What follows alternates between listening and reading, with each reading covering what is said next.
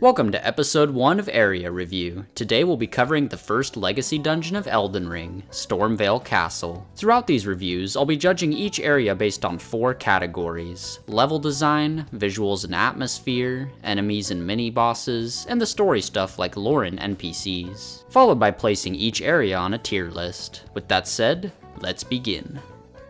Stormveil is easily one of the most immersive experiences I've ever had exploring a castle in a video game, and the main way it manages to do this is by making it so that you always have multiple choices for where to go next. First, from the very beginning of the level, you're given the option of whether you'll take Gostok's advice and use the side route to get in, or say screw that and walk right through the main guarded entrance. The more reasonable way is definitely the side path, but I like that you can just walk through the front door if that's more your style.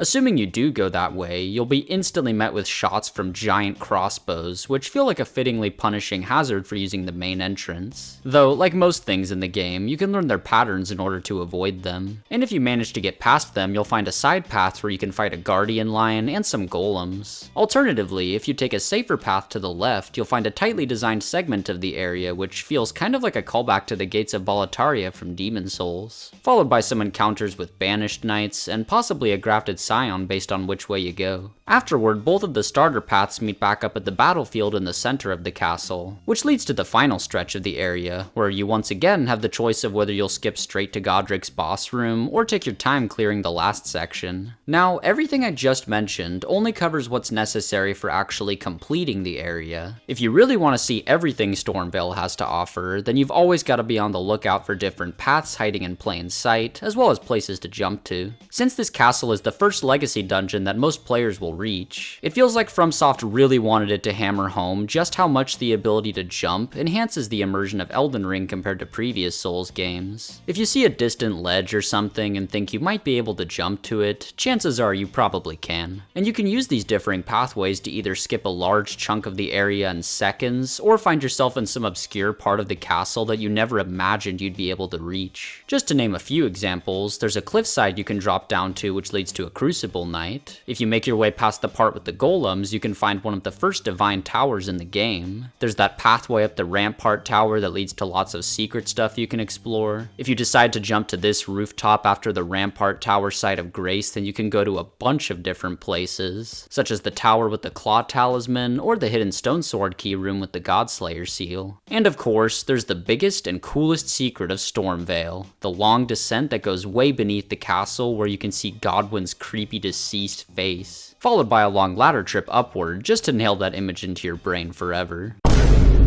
Also, there's an ulcerated tree spirit here. Bruh. But even aside from the big moments, Stormveil is packed with little decisions that change the way you approach a lot of situations. And of course, because of how seamlessly the castle is put together, there are plenty of spots where you can clearly see different parts of it from far away, as well as the tutorial island. That's kinda cool. From start to finish, this place is awesome at letting the player explore it however the hell they want. I love that you can easily skip the majority of it and rush straight to Godric, or become familiar with every single inch of it. The castle, that is, not Godric. But seriously, the ability to genuinely feel like I know all of the ins and outs of this giant structure is so satisfying. I hate to say this so early in the area reviews, but this is easily some of the most ambitious and dynamic level design FromSoft has ever put together. Despite only being the first significant area in this massive game, Stormveil does an awesome job at feeling like a grand, intimidating structure. That first glimpse you get coming out of the castleward tunnel, as you look up at it towering over you with all the golden tops, the flags blowing in the wind, and the circling stormhawks, is an undeniably peak visual intro. Not to mention, it already kinda has another introduction since you can see it from the very start of Limgrave, which I think is a cool way of presenting it as the first major challenge to tackle. Plus, even from there, you're able to notice the fact that it's taken some damage. From this far away, it kinda just looks like the holes came from cannon blasts or whatever. But of course, once you see them up close, you can piece together that they were probably caused by something else, which we'll get more into later. Aside from that, the castle itself also just looks really damn good. The design of the tops of a lot of the towers look cool, and the golden parts are complemented nicely with the flags and the leaves of the trees you see throughout. Plus, it's got a fair amount of nice looking rooms with lots of cool imagery, including the Godfrey painting. I honestly just love seeing all the random paintings of important characters in this game. There are also a few spots where you can see evidence of the grafting that's taken place. Now, in comparison to the other major locations in this game, I gotta admit that Stormveil falls a little on the generic side. Compared to most castles in video games in general, it does look really solid. But when you remember that this game consists of places like lava fortresses and underground civilizations, Stormveil does seem pretty realistic and grounded, which I guess some people might prefer, but I don't. I like indulging in fantasy elements. Though at the same time, I also think it was a good choice to make the game's first area be a bit orthodox visually, since it helps to make the more unique levels stand out. It's like the same idea as Limgrave compared to the other regions. So all in all, Stormveil has great visuals and atmosphere. It doesn't have any super unique gimmicks to make it stand out, but it still looks pretty nice. Plus the actual architecture and the way the castle is laid out is so impressive that it kinda makes up for it. But of course, if the enemies inhabiting an area aren't actually fun to fight, then it can significantly drag down the experience. And luckily, Stormveil's got a pretty damn diverse array of creatures to fight. Starting with the worst though, let's talk about the Warhawks. If you've played through Elden Ring and encountered these birds at least a few times, then you probably hate them about as much as I do. Sometimes they're fine, and I guess it's a slightly cool gimmick when they use barrels, but their ability to swiftly fly out of your attack range after hitting you gets pretty tiring. Aside from that, there's also rats, bats, and dogs. The commoners are inoffensive with little substance, but they're still used decently well. The exile soldiers are nothing special, but they're still perfectly serviceable at being the area's base enemy type. And I love how there's a shit ton of them at both the front entrance and the field in the center of the castle. It helps at giving the vibe that this place is a heavily guarded fortress. Plus the occasional big ones are kinda cool. There's also one spot with some living jars hanging out. The small ones ain't got much to them, but the big ones are a cool little challenge. Of course, the Godfrey painting room also comes with a grafted scion. All in all, I think the moveset on these guys is a little too demanding to learn near the beginning of the game, but I'd still say they're well designed for the most part, and it adds some cool build up to Godric. The sentinels off to the side are a cool and fun challenge, and the troll waiting at the final section is good as well. Now for the best of the best, starting with the Banished Knights. I know some people have probably garnered a lot of hatred for them, especially after dealing with their teleporting tomfoolery later on.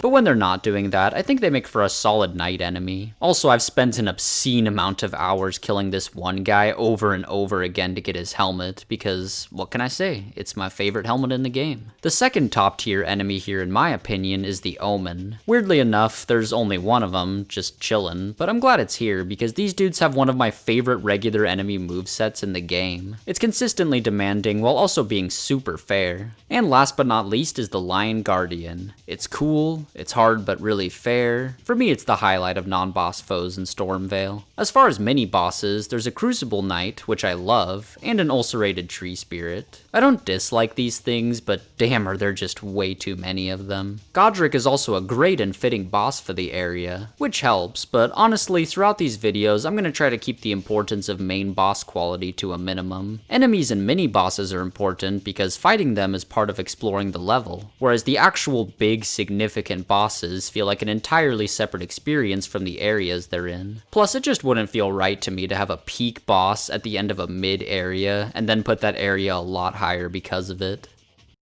While Stormveil is far from the most significant destination in the lands between, there's still a lot of cool stuff going on with it. First and foremost, let's discuss what's infecting the castle. As I mentioned earlier, you can see from the damage done to this place that something about it isn't right. And the most obvious answer would be that it's because of Godwyn. As we know, the giant Godwyn face at the bottom of the castle isn't actually him. It's just one of the many growths from his real corpse which spread throughout the lands between, infecting creatures with Deathroot, causing them to become those who live in death. Which is supposedly why the castle is being corrupted, as well as why some soldiers are starting to grow thorns. Though, as some people have pointed out, the symptoms found here are a lot different from how Deathroot looks in other places, meaning that this Godwyn infection is either somehow unique, or not the cause at all. Another common-ish theory is that because of the grafting that's taken place here, the Erdtree's roots have come to retaliate as punishment somehow, which I guess could also be from Godwyn, since he's entangled in the roots, but I don't know. Moving on from Godwyn to a less fondly remembered descendant of Godfrey, let's talk about Godric. Could you tell by any chance that these characters are related to a god? Anyway, Godric. What a lad. He's the current ruler of Stormveil Castle when you arrive. The basic gist of his backstory is that he's a distant relative of Godfrey, the first Elden Lord. But despite this relation, he's just not very powerful. On top of that, he's also generally known for being a cowardly and dishonorable kind of guy. I would roast him myself, but I think Kenneth here can put it more eloquently than I can. Honestly, Godric's nothing more than a jumped-up country bumpkin. Lord? Oh, don't make me laugh. First, he hid himself amongst the womenfolk to flee the capital, then hid from Radahn in that castle. Then he insulted Melania, lost to her in battle, only to lick her boots rather than die like a man. Has he no shame, the big girl's blouse? And due to all the haters, such as Kenneth, Lord of Roasting, Godric decided to make up for his lack of power by grafting the body parts of Tarnished onto himself, which you can discuss a bit with some characters around the area and see evidence of on your own. In your fight against him, he even attaches a dragon head to his arm, which is admittedly pretty damn cool, but not enough to defeat the Tarnished. Of course, there are countless details and popular theories about Stormveil that I didn't discuss here, but my goal is just to get a general idea of the area's most noteworthy lore. Moving on to the NPCs you can find here, let's start with Gostock, since he's the only one whose entire story takes place in Stormveil from start to finish. Honestly, he's kinda just a tweaker who hates Godric and likes to loot bodies for sellable items. He gives you the advice at the start of the castle to use the side path, and even if you don't, he's still the one who gets the guards to open the front gate for you, so that's pretty chill. What's not chill is when he locks you in a room with a banished knight, hoping you'll die so he can take your stuff. Kinda reminds me of someone else. But afterward, he's just happy that you beat Godric, and it's pretty funny to see him getting his revenge on him. Feel it, feel my bloody wrath. Then bro just becomes content serving Nephili. Speaking of which, her story that takes place here is pretty cool, though she's only at Stormveil for the beginning and end of it. Basically, you meet her here, realize she's chill, comfort her later after she has a falling out with Gideon, and then watch her take the throne as the new ruler of the castle, which feels pretty fitting since her last name would imply that she's a descendant of Godfrey. Definitely a more worthy descendant to take over. Roger's time in Stormveil is also brief, but this time, it's depressing, because after staying here for a bit, he gets infected by the Godwyn head, which is cool because it leads to him talking about Godwyn, but it also leads to him dying. Sad stuff. And as for old Kenny, he really doesn't do much here either. The only time he shows up is after Nephili takes over so he can just help her out for a while. Good for him.